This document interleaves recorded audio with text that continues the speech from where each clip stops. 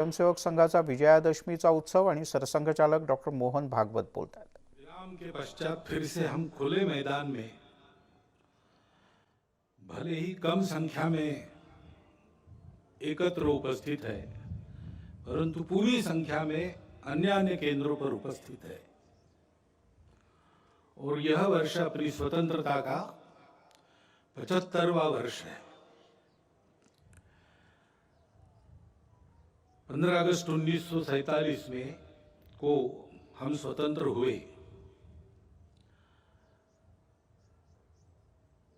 स्वाधीन हो गए। स्वतंत्र बनने की प्रक्रिया का प्रारंभ उस स्वाधीनता के कारण हम कर पाए। यानी अपने देश को चलाने के सूत्र हमने अपने हाथ में उस दिन लिए। अब चलाते चलाते अपने देश को स्व के आधार पर एक तंत्र पर खड़ा करने की प्रक्रिया वो चल रही है।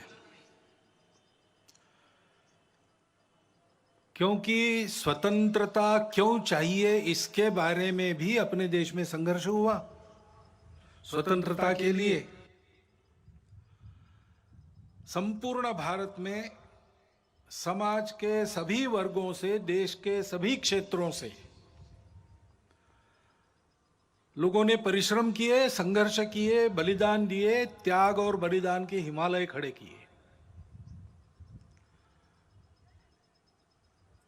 स्वतंत्रता और परतंत्रता इसके बारे में सबकी कल्पनाएं समान सी थी। यानी 1857 के पहले 1830 के दशक में दक्षिण भारत में वीर पांड्य कट्टेबोमन के नेतृत्व में जो हुआ संघर्ष ब्रिटिशों के साथ,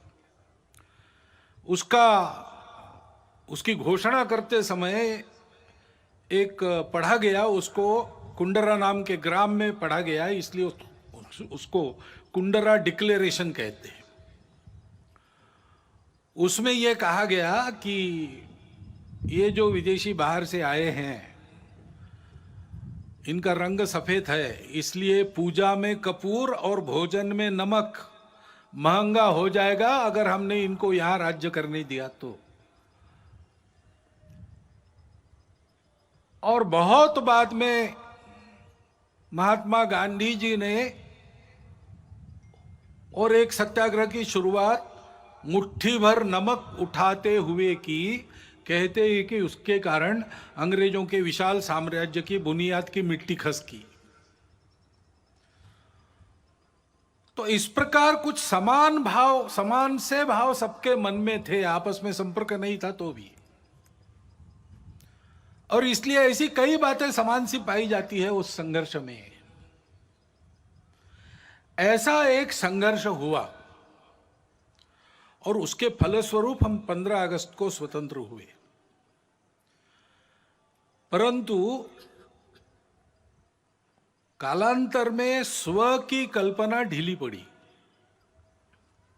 अस्पष्ट हुई। उसके कारण स्वतंत्र होना है यानी क्या होना है, अपना स्व क्या है ये पता नहीं। स्व का विस्मरण तो बहुत दिनों से चल रहा था और इसलिए स्व को भूल गए तो स्वजनों को भी भूल गए और अपने आपस में ही भेद इतने बड़े हो गए, उससे हम जर्जर हो गए। एक दूसरे को बराबरी से देखने के लिए तैयार नहीं, आपस में संघर्ष, पंथ, प्रांत, जाति, भाषा, सब प्रकार के भेद, जो विविधता थी उसकी चौड़ी खाइयां बन गई हमको बांटने वाली। और इसमें स्व का भी विस्मरण, ठीक से स्मरण नहीं रहा, विस्मरण हो गया। और इसलिए जो चुनौतियां उस समय की थी उसके सामने एक स्पष्ट नीति लेकर हम खड़े नहीं हुए। कभी इधर कभी उधर ऐसी ढुलमुल बात चली, इसका लाभ विदेशियों ने लिया। और जिस दिन हम स्वतंत्र हुए उस दिन स्वतंत्रता के आनंद के साथ साथ एक अत्यंत दुर्धर वेदना भी हमने अपने मन में अनुभव की। वो टीस अभी तक गई नहीं है, अपने देश का विभाजन हुआ। अत्यंत दुखद इतिहास है वो, परंतु उस इतिहास के सत्य का सामना करना चाहिए, उसको जानना चाहिए। जिस शत्रुता और अलगाव के कारण विभाजन हुआ उसकी पुनरावृत्ति नहीं करनी है। उसकी पुनरावृत्ति टालने के लिए और खोई हुई हमारी अखंडता और एकात्मता को वापस लाने के लिए उस इतिहास को सबने जानना चाहिए, विशेषकर नई पीढ़ी ने जानना चाहिए, क्योंकि अब जो पीढ़ी है वो उसके बाद उसने जन्म लिया है, उसको जानना चाहिए ताकि उसकी पुनरावृत्ति न हो, खोया हुआ वापस आ सके, खोए हुए बिछुड़े हुए वापस गले लगा सके। परंतु इस प्रकार की एकात्मता और अखंडता की पहली शर्त रहती है भेद रहित समताधिष्ठित समाज। पहले हमने अपने स्व को भुला दिया, स्वजनों को भुला दिया, तो भेद जर्जर हो गए। इसलिए हजारों मील दूरी से मुट्ठी भर लोग आए, हमसे बर्बर लोग आए और हमको पादाक्रांत करते चले गए। ये बार बार हुआ, एक बार नहीं हुआ। हूण शक बर्बर यवन आपने सुना है, तब से लेकर तो ब्रिटिशों के अपने यहां पर राजा बनने तक यही इतिहास हुआ। और इसलिए मूल जो अपना स्व है उसके आधार पर अपने स्वजन, उनके प्रति आत्मीयता पूर्ण व्यवहार ये होना चाहिए, क्योंकि अपने देश में उस स्व के विस्मरण के कारण, अपनों के विस्मरण के कारण जातिगत विषमता की समस्या बहुत पुरानी है। बहुत लोगों ने उस विषमता को हटाने के लिए प्रयास किया। विषमता मूलक जो व्यवस्थाएं थी उनको निकाल दिया, समताधिष्ठित व्यवस्था लाने का प्रयास किया। लेकिन व्यवस्था तो व्यवस्था है, वो एक ढांचा है। आखिर चलाने वाला उसका उपयोग क्या करता है उस पर निर्भर है। चलाने वाले के मन में अगर समता है तो व्यवस्था समता की पोषक होती है। व्यवस्था तो बदलेगी ही, विषमता मूलक व्यवस्था टिक नहीं सकती, अप्राकृतिक है और इसलिए वो जाएगी ही। ठीक से जाए इसको देखना, इतना ही काम रहता है। लेकिन व्यवस्था बदलने के साथ साथ या उसके पहले मन बदलना चाहिए। भेद की भावना मन में रहती है, मन से वचन कर्म और वाणी में प्रकट होती है, और विचार में प्रकट होती है, व्यवस्था में प्रकट होती है। और इसलिए उस व्यवस्था के साथ साथ इस मन को बदलने का प्रयास होना चाहिए। संघ के स्वयंसेवक सब प्रकार के प्रयास करते हैं। बुद्धि से वाणी निकलती है, विचार से आदमी बोलता है, तो उस विचार में समाज के भेद बढ़ाने वाली भाषा नहीं चाहिए, समाज को जोड़ने वाली भाषा चाहिए। उतार चढ़ाव आते रहते, उल्टे सीधे प्रसंग होते रहते हैं। हर प्रसंग पर भाष्य करते समय, लोगों को राह दिखाते समय उनको आपस में जुड़ने की, प्रेम को बढ़ाने की भाषा होनी चाहिए। संवाद सकारात्मक हो। इसलिए सामाजिक समरसता मंच के माध्यम से, गतिविधि के माध्यम से संघ के स्वयंसेवक ये काम कर रहे। व्यवस्थागत व्यवहार भी बदले, इसलिए मंदिर पानी स्मशान सबका एक हो, यहां से प्रारंभ हो, इसका प्रयास भी अनेक वर्षों से स्वयंसेवक कर रहे, धीरे धीरे आगे बढ़ रहे। सब प्रांतों में प्रयास चल रहा है। परंतु मन से जाने के लिए तो मिलना पड़ेगा, बातचीत होनी पड़ेगी, अनौपचारिक बातचीत होनी पड़ेगी। और इसलिए पर्व त्योहारों में आपस का मेलजोल, मिलजुल कर जयंतियां, पुण्यतिथियां, विशेष उत्सव, इनको करना। जैसे समाज मिलता जुलता है, वैसे परिवार भी समाज के विभिन्न वर्गों के आपस में मित्रता करे। आना जाना, उठना बैठना, पर्व त्योहारों पर एक दूसरे के घर जाना परिवार सहित, परिवार सहित घर पर बुलाना, इस प्रकार के अनौपचारिक पारिवारिक संबंध उत्पन्न हो, ये काम संघ की शाखाओं के माध्यम से और सामाजिक समरसता मंच नामक गतिविधि से संघ स्वयं सेवक कर रहे हैं, क्योंकि भेद रहित समताधिष्ठित समाज स्वातंत्र्य के टिकने की गारंटी है और राष्ट्र के एकात्मता का अधिष्ठान है। भारत की अखंडता और एकात्मता की ये जो श्रद्धा है, वो कोई नई बात नहीं है, भारत में चलती आई हुई बात है,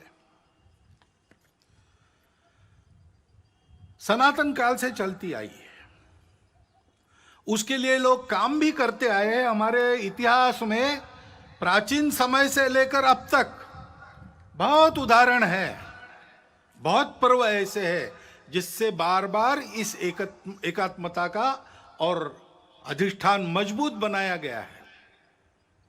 श्री गुरु तेग बहादुर जी महाराज का 400 सालावा प्रकाश वर्ष है। उनका बलिदान क्यों हुआ था? इसलिए हुआ था कि ये जो भारतवर्ष की चलती आई हुई एकात्मता की, प्रेम की, अखंडता की परंपरा है, उसका आधार तो यही है कि हम सब विविधताओं को स्वीकार करते, पूजा की भी विविधताओं को स्वीकार करते हैं। और उस समय देश में यह अत्याचार चल रहा था कि अपनी पूजा बदलो नहीं तो मरो। तो कश्मीर से लोग गुरु जी के पास आए, हाथ जोड़कर सुरक्षा के लिए विनती की।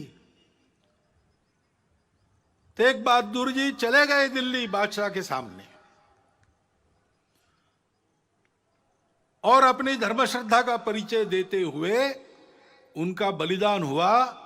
उन्होंने अपना सिर दे दिया, परंतु भारतवर्ष में इस प्रकार की पूजा की स्वतंत्रता बनी रहेगी, सबकी पूजा स्वीकार होगी, कोई एक दूसरे की पूजा पर जबरदस्ती नहीं कर सकता। यह जो अपने भारतवर्ष के संस्कृति का सार है उसको उन्होंने दिया नहीं, सिर दिया, सार नहीं दिया।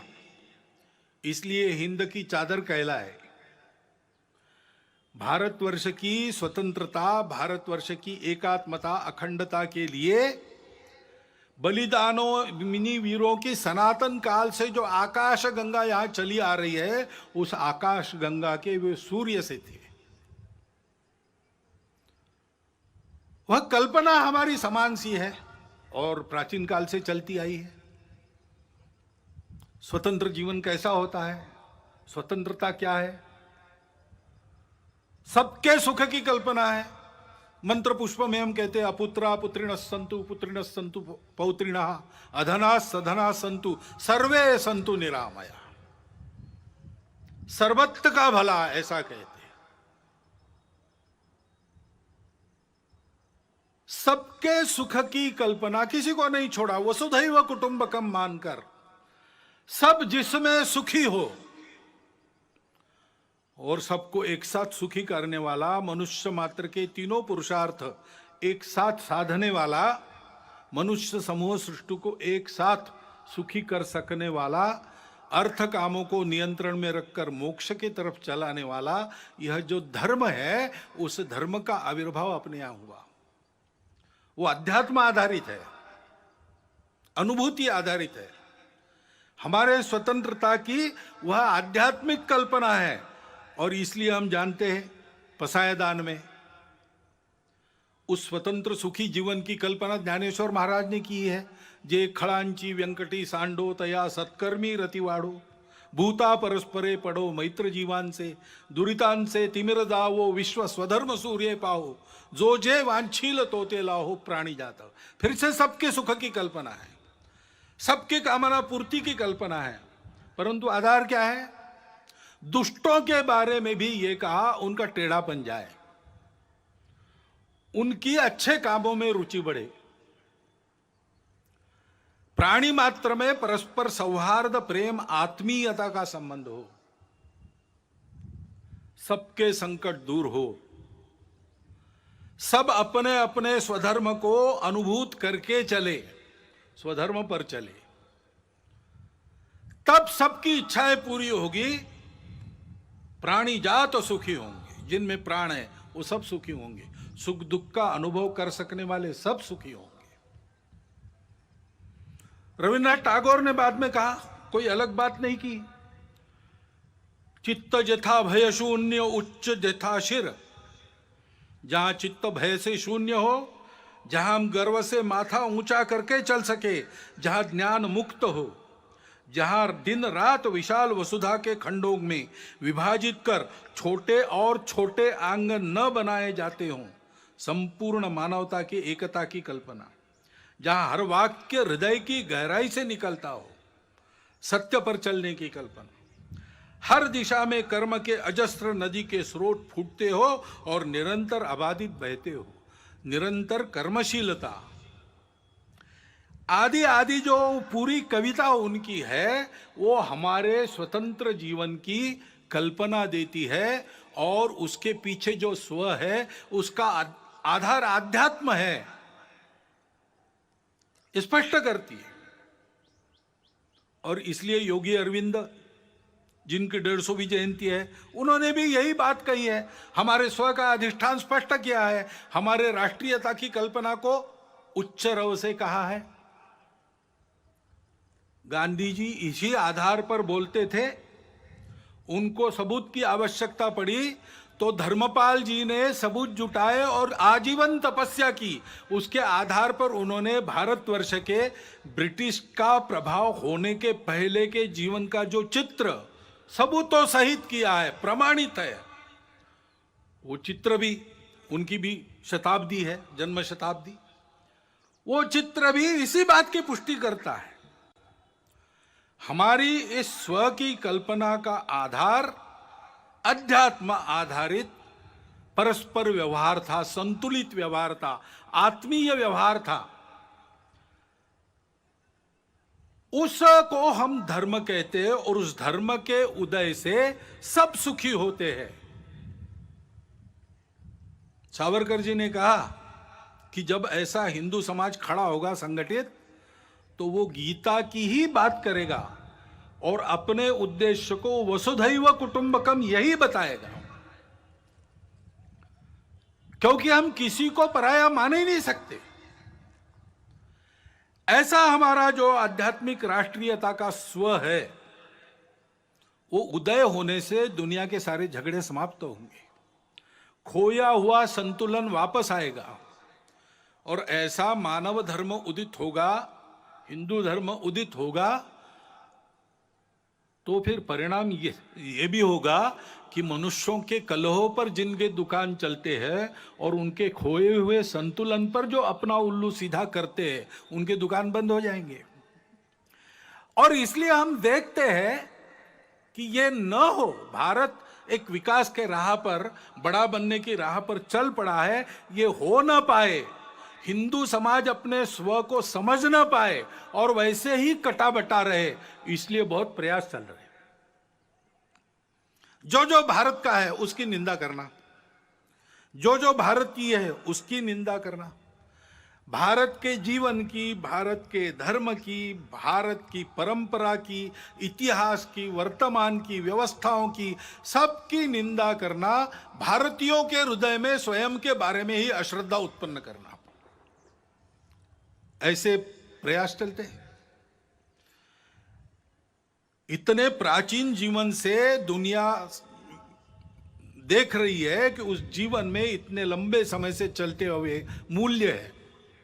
मनुष्य जीवन को स्थिरता देखे, सुख देते हैं, टूटन से बचाते हैं, अधपतन से बचाते हैं। ऐसे मूल्यों से युक्त हमारा जीवन है। उन मूल्यों पर हमला होता है, बोल के भी होता है, निंदा करके भी होता है और विभिन्न माध्यमों से बहुत सूक्ष्म रीति से भी होता है।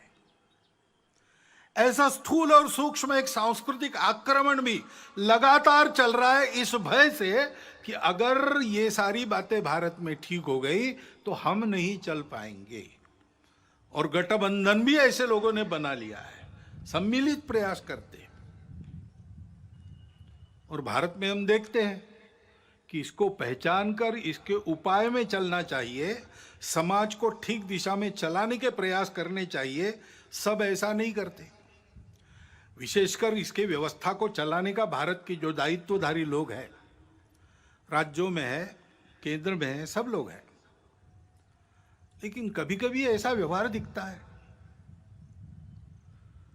यानी एक भारत का ही राज्य है, दूसरा भी भारत का ही राज्य है, उसकी पुलिस आपस में युद्ध करती है, गोलियों से लोग मारे जाते हैं। हम एक देश के वासी हैं कि क्या है? अपनी राजनीतिक स्पर्धा के चलते और सरकारों का विरोध खड़ा होता है, पार्टियों का है, चलता है, लेकिन सरकारें व्यवस्था के अंग है। व्यवस्था तो एक है, संविधान के तहत बनी है। संविधान के तहत हम फेडरल स्ट्रक्चर है, लेकिन संविधान के तहत ही we the people of India, हम एक देश के लोग हैं, हमारा एक देश है। व्यवस्थाएं हमने फेडरल बनाई है, लोग फेडरल नहीं है। संपूर्ण जन एक राष्ट्र है। लेकिन ऐसा पोषक व्यवहार सत्ता में बैठे लोगों का भी होता हुआ नहीं दिखता। तो समाज को कहां से उद्बोधन मिलेगा, कहां से पथ प्रदर्शक पाथेय मिलेगा? अपने राजनीतिक उल्लुओं को सीधा करने के लिए ऐसे छल कपट चलते हैं, उसमें समाज के मन का क्या होता है, समाज में जो भेद है उनको मिटाया जाता है कि उनको और चौड़ा किया जाता है, इसकी परवाह न करते हुए होता है। अब समाज को ही बचना पड़ेगा इन बातों को पहचानते हुए, क्योंकि ये षड्यंत्र चलते हैं। असंतोष उत्पन्न करना निमित्त तो मिलते ही है। इतने बड़े समाज में, इतने लंबे चौड़े देश में छोटा भी निमित्त है, उसको प्रचार के साधनों के आधार पर बहुत बड़ा करके बताना, असंतोष उत्पन्न करना, आपस में विरोध उत्पन्न करना, जाति से जाति को लड़ाना, प्रदेश से प्रदेश को, भाषा से भाषा को लड़ाना, कलह उत्पन्न करना और आतंक का वातावरण उत्पन्न करते हुए इसको शमन करना चाहने वाले शक्तियों को दबाने का प्रयास करना और एक तरह से देश में अराजकता उत्पन्न हो, ऐसा प्रयास करना, ये भी प्रयास चल रहे हैं। और तकनीकी के आधार पर नई नई बातें जो आ रही, वो और आग में घी डालने का काम कर रही। नियंत्रण नहीं है उसका। ओटीटी प्लेटफॉर्म्स है, उस पर कैसे कैसे चित्र आते हैं, क्या क्या आता है। अभी तो कोरोना में बालकों के हाथ में भी मोबाइल आ गया और ऑनलाइन तो देख ही रहे, और क्या देखते क्या नहीं इसका कोई नियंत्रण नहीं। और ओटीटी प्लेटफॉर्म पर क्या दिखाना, इसका भी कोई नियंत्रण नहीं। देश में तरह तरह के नशीले पदार्थ आते, उनकी आदतें बढ़ रही है। वो कैसे रोकी जाए, कैसा हो, पता नहीं। उच्च वर्ग से लेकर तो बिल्कुल आखिरी आदमी तक समाज के जितने भी स्तर है, सब में भयंकर व्यसन। और उस व्यापार से आने वाला पैसा किसके हाथ में जाता है, हम सबको पता है। देश विरोधी कार्यों में उसका उपयोग होता है। सीमा पार के देश उसको प्रोत्साहन करते हैं। ऐसी सारी बातें चल रही है और अनियंत्रित बातें भी बढ़ रही है। बिटकॉइन जैसी करेंसी है, किस राष्ट्र का, किस नियम का उस पर नियंत्रण है, मुझे नहीं पता। एक स्पर्धा खड़ी हो रही है। इन सब बातों को नियंत्रित करना, समाज के हित में चलाना, ड्रग्स जैसे व्यसनों का पूर्ण निराश हो, इसका प्रयास करना, ये शासन को करना चाहिए, करना पड़ेगा। परंतु शासन तो अपना काम आज नहीं कल करेगा, करने का प्रयास कर भी रहा है। वो यशस्वी आज न कल होगा, परंतु तब तक के लिए इसका बचने का क्या, और बाद में भी बचने की क्या बात है, कैसे होगा? तो अपने यहां पर एक वाक्य सर्वत्र लिखा मिलता है, मन का ब्रेक उत्तम ब्रेक। समाज का मन तैयार होना चाहिए, नई पीढ़ी का मन तैयार होना चाहिए। बालकों का, शिशुओं का मन घर में तैयार होता है। नव तरुण होने के बाद जब दुनिया में जाता है और दुनिया के आगे खड़ा होता है, तो उस व्यक्ति को क्या लेना क्या नहीं लेना, क्या ठीक है क्या गलत है, इसका विवेक जो मिलता है वो घर से तैयार होके मिलता है, माता पिता के आचरण के उदाहरण से मिलता है, घर में जो अपनी कुलरीतियां पद्धतियां चलती है उसके संस्कारों से मिलता है। उनको ठीक करने से बहुत सारी बात बिना शासन के भी हम कर पाएंगे, और इसलिए कुटुंब प्रबोधन की गतिविधि हमारे स्वयंसेवक चलाते हैं। सप्ताह में एक बार कुटुंब के लोग बैठते और आपस में संवाद करते, मुक्त चर्चा करते, स्वभाषा स्वभूषा, अपना भजन भवन भ्रमण भोजन किस प्रकार से चलता है, कम से कम अपने घर की चौखट के अंदर हम लोग अपने स्व के आधार पर आचरण करते कि नहीं, घर में अपनी भाषा बोलते हैं कि नहीं, कागजों पर अपना हस्ताक्षर करते हैं तो अपनी मातृभाषा में करते हैं कि नहीं, करना चाहिए। जहां टाल सकते हैं विदेशी भाषा को टालो, जहां उसका उपयोग है और जहां अनिवार्य है वहां तो करना ही पड़ेगा, करेंगे भी, हमको किसी भाषा से थोड़ी बैर है। परंतु स्वभाषा स्वभूषा, अपना भजन अपना भोजन, इसका एक महत्व है। स्व का ज्ञान परंपरागत रीति से पीढ़ी दर पीढ़ी बनता रहे, इसलिए उस आचरण के बारे में चर्चा। और मैं अपने लिए रोज कुछ करता हूं, परिवार के लिए रोज कुछ करता हूं, समय देता हूं, पैसा देता हूं, देश समाज के लिए रोज क्या करता हूं, कितना खर्चा रोज करता हूं, इसका विचार होके ऐसे छोटे छोटे संकल्प लेना, और उसके आधार पर परिवार में सब लोगों का मन बनना चाहिए, नई पीढ़ी का भी बनना चाहिए। तो इस प्रकार के विपरीत वातावरण में भी उनकी प्रतिकार शक्ति जागृत रहने से, विवेक शक्ति जागृत रहने से वो उचित का ही चयन करेंगे। स्वाभाविकता तो उनका झुकाव अच्छे के तरफ ही है, केवल उसके लिए पोषक उनके मन बुद्धि के संस्कारों को बनाना चाहिए, उसके लिए ये गतिविधि चलती है। हमारे स्वयंसेवक भी और अन्य अनेक लोग भी ये काम कर रहे हैं। अभी इस प्रकार के हमारे प्रयास चलेंगे। बीच में कोरोना आ गया। कोरोना के पहले लहर का हमने बहुत अच्छा सामना किया, दूसरी लहर ने बहुत ज्यादा नुकसान किया। हम सब समाज में एक दुख का अनुभव कर रहे हैं। नई पीढ़ी के कई होनहार लोग, सक्रिय लोग इस कोरोना ने उठा लिए हम में से, असमय उठा लिए। उसका बहुत दुख है, उनके प्रति श्रद्धांजलि है। लेकिन वो होने के बाद भी तुरंत सावधान होकर पूरे समाज ने अपनी जान को हथेली पर लेकर दूसरे लहर का भी सामना किया, यशस्वी प्रतिकार किया। और अब तीसरे लहर की आशंका है तो भी अपना देश कोरोना के प्रतिकार में दुनिया में सबसे आगे है। ये परिस्थिति है।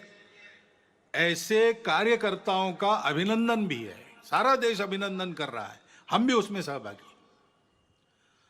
तीसरे लहर की आशंका है, अब दिन ब दिन और मध्यम पड़ते जा रही है। लगता है कि नहीं आएगी, अथवा आएगी तो बिल्कुल परिणामकारक नहीं होगी। लेकिन किसी अनुमान पर निर्भर नहीं रहना चाहिए, तैयारी पूरी होनी चाहिए। गांव स्तर तक हर गांव में 5-7 कोरोना योद्धाओं की टोली तैयार रहे। इसलिए संघ ने देश भर में प्रशिक्षण का कार्यक्रम लगभग पूरा कर लिया है, और उसके आधार पर इस कोरोना से लड़ाई होगी, ठीक से होगी। आएगा नहीं ऐसी आशा करते हैं, लेकिन आएगा तो क्या करना उसकी पूरी तैयारी है, और हम इस कोरोना को मात देंगे।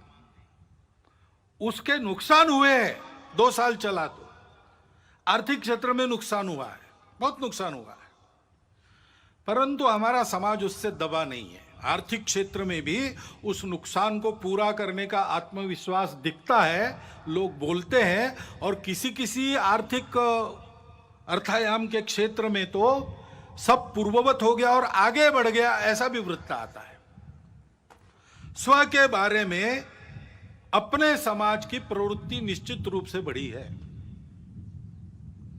अभी राम मंदिर का धन संग्रह हमने किया गांव गांव जाके, तो वहां भी यही अनुभव आया। स्फूर्त रूप से समाज के सभी जाति वर्गों का, सभी भौगोलिक क्षेत्रों से उत्तम सहयोग मिला, और एक ही भावना के कारण कि कुछ हमारा हमने वापस लाया है, उसको खड़ा कर रहे हैं। सब लोग राम की पूजा करने वाले लोग नहीं थे, परंतु सबका योगदान है, सबका उत्साह है, और उस वो प्रकट भी हो रहा है, वो उत्साह प्रकट भी, उस आत्मविश्वास का परिणाम भी दिख रहा है। अभी ओलंपिक और पैरा ओलंपिक में कितने मेडल, ओलंपिक में 1 गोल्ड, 2 सिल्वर और 4 ब्रॉन्ज, यानी स्वर्ण, रौप्य और कांस्य। और पैरा ओलंपिक में 5 स्वर्ण, 8 रौप्य और 6 कांस्य पदक हमारे खिलाड़ियों ने प्राप्त की। ये उत्साह कहां से आया?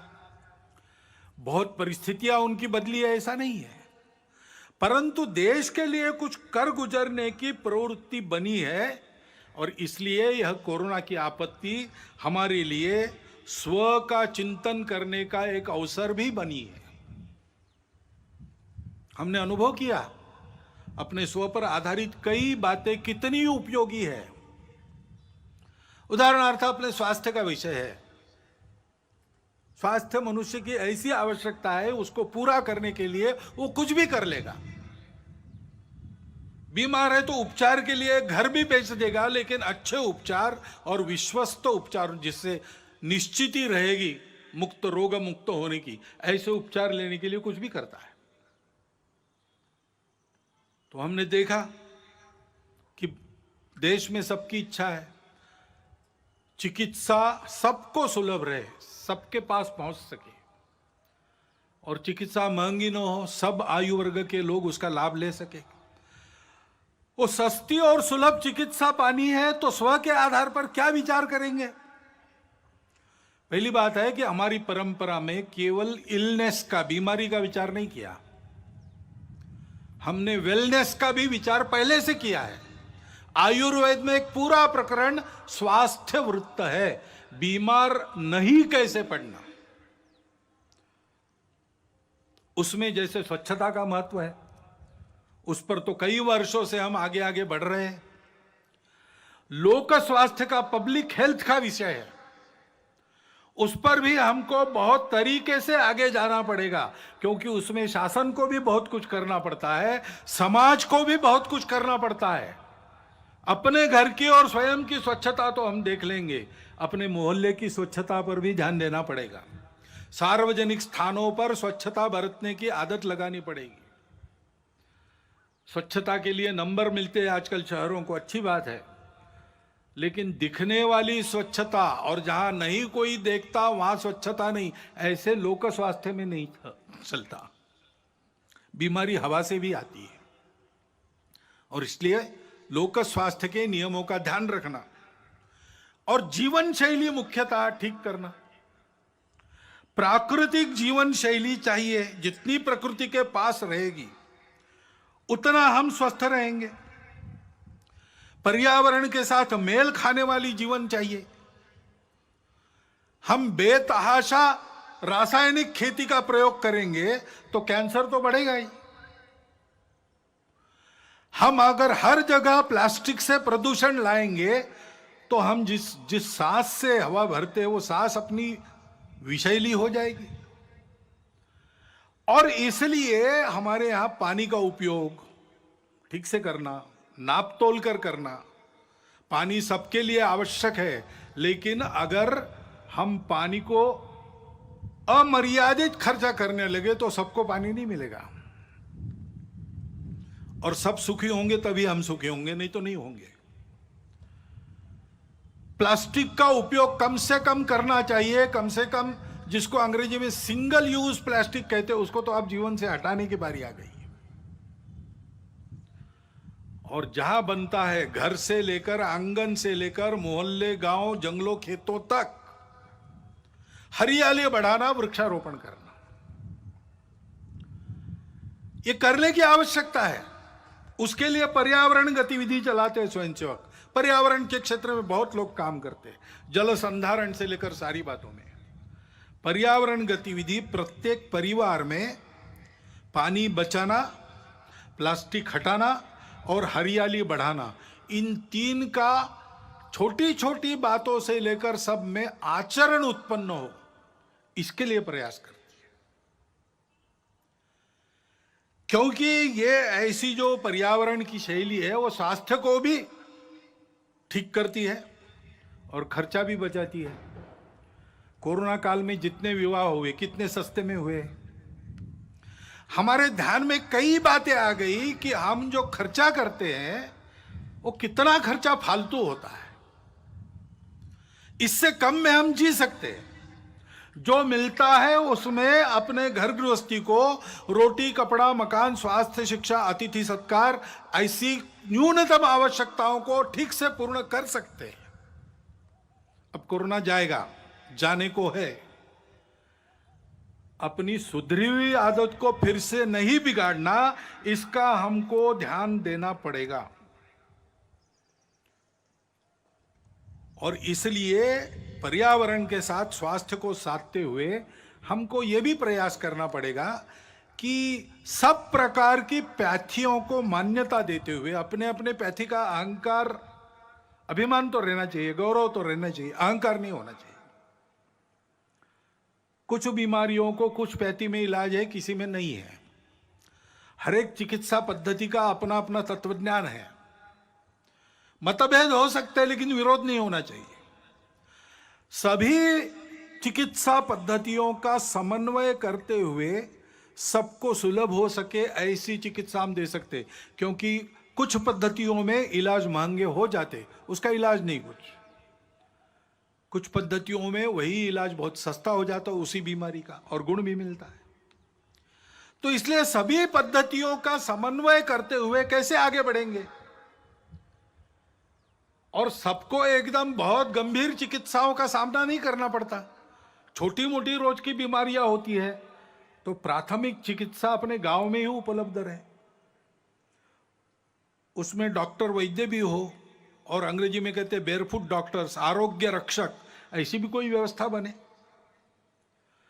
थोड़ी अधिक चिकित्सा करनी है तो जिला केंद्र पर सबके लिए उपलब्ध रहे, और बहुत उच्च स्तरीय, बहुत गंभीर चिकित्सा अगर आवश्यक है तो एक एक विभाग केंद्र पर, कमिश्नरी के केंद्र पर या बड़े कस्बों में उसकी व्यवस्था उपलब्ध रहे।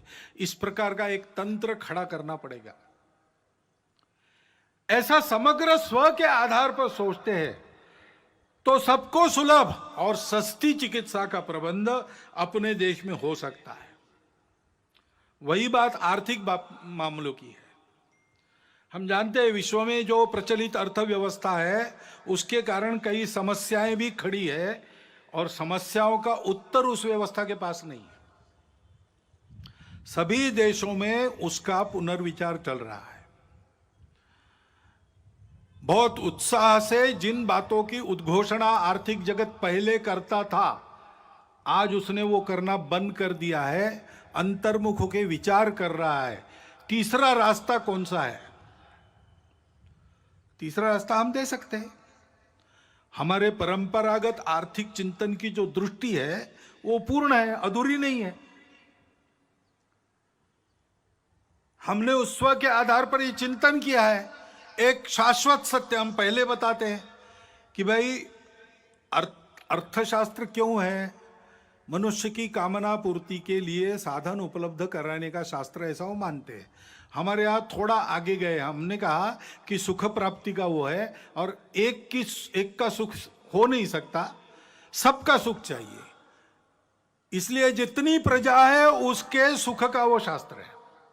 जिन्होंने जन्म लिया है वो सब सुख को प्राप्त हो तो सभी सुखी होंगे। और ये सुख कहाँ मिलता है? सुख बाहर नहीं है, सुख अंदर है।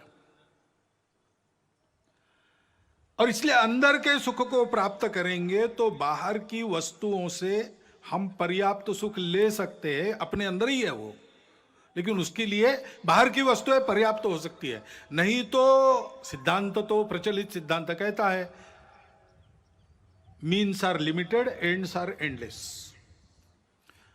हमारे यहां इस सत्य को मान्य करके कहा है कि ऐसी अवस्था में अगर उपभोग करना है तो संयम आवश्यक है, क्योंकि सुख उसमें नहीं है, वस्तु में, सुख हमारे अंदर है। तो बांटकर खाओ, उस सुख के पीछे बहते मत जाओ, सुख पर तुम्हारा नियंत्रण चाहिए।